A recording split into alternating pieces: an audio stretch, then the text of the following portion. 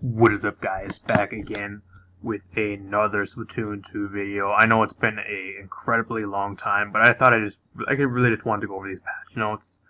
We're also supposed to be getting 10 new weapons here in pretty soon. Not quite sure when they're supposed to be released, but if you guys want me to continue doing Splatoon 2 videos, if this video gets 10 likes, I'll continue doing Splatoon 2 videos for like patch notes and stuff like that in the future. If not, then I'm probably just gonna kind of stray away from doing Splatoon videos because I have not been playing the game much at all lately.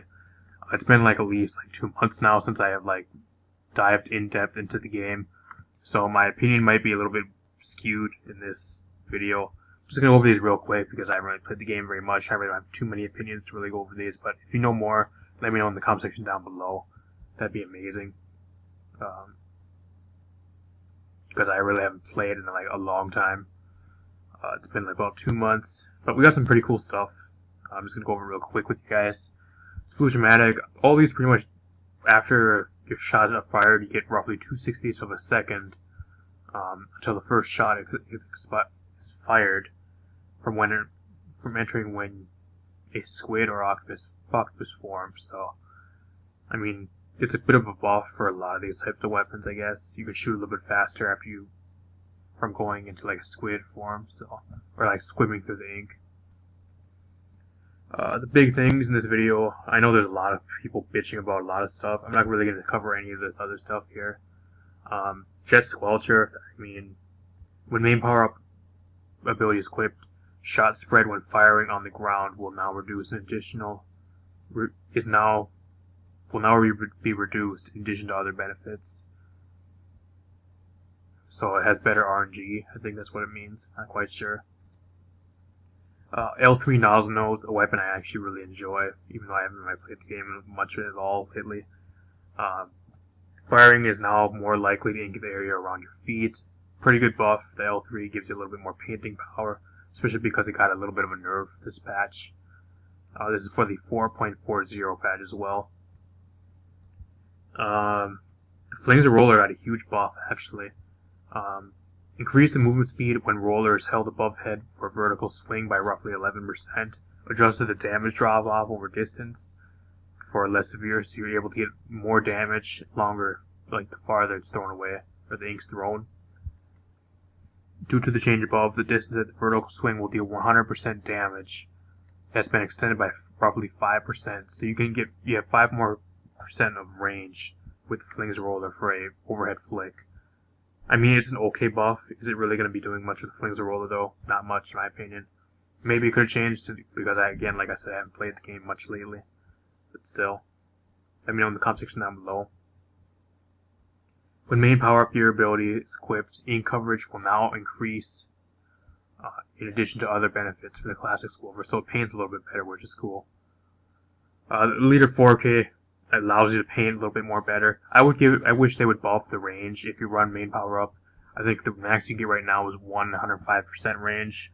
I think, don't quote me on that, I'm not quite sure, but I think buffing that range by like 1% per like slot in your gear set, I think would be a little bit better. Give it some more range.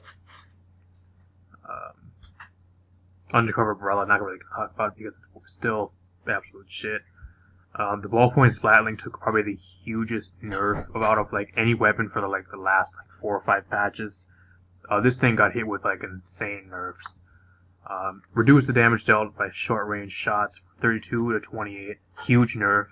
Reduced damage dealt by longer range shots from 32 to 30. Nintendo does not like the ballpoint Splatling. I don't know if it was super good or what. Like I said, I haven't been playing very much at all lately. Let me know in the comment section down below, you Splatling mains. Splat dualies and all the dualies. Kind of upset about this one because I was getting really good at the dualies before I quit playing the game recently. Kind of cut back playing the game because I've been playing a lot of other stuff. Decrease the size of the opponent's hitbox slightly when firing standard shots, making opponents more difficult to hit, which really sucks. They have kind of shitty accuracy the way it is to begin with. If you even like dodge rolling.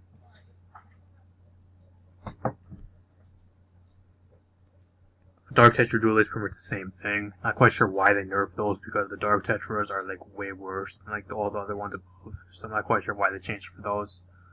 We got some special weapon changes. Reduce the time after missiles have been launched until the next action be taken by roughly 15/60 of a second.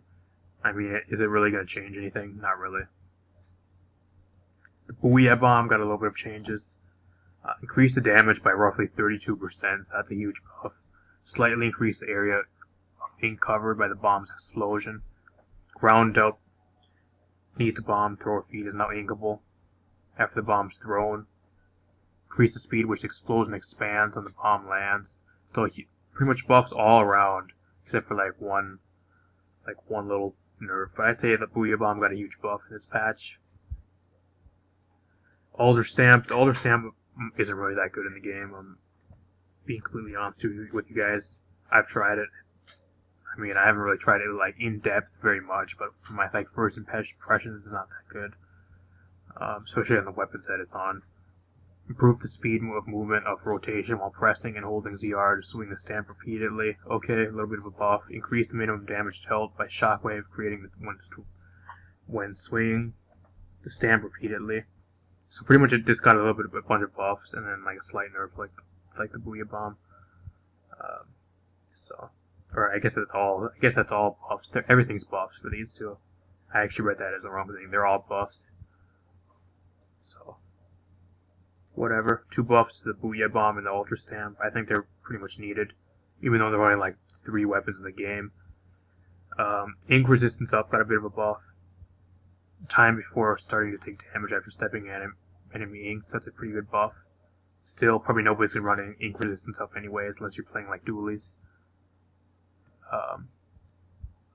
Here's everything where people are really kind of pissed about. The H3 nozzle nose. Do I think this is really going to affect the H3 nozzle nose? Probably not, just because you're able to pan under your feet now when you shoot. So you're going to be getting automatically a little bit more coverage on every shot.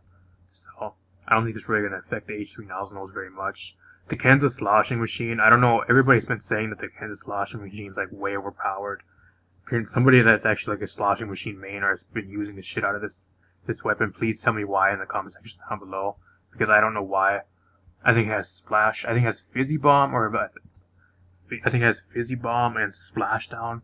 I don't know why Splashdown is so overpowered. It has Splashdown, one of the worst ultimates, or the worst specials in the game. I don't know. Someone please tell me why it's so good, please.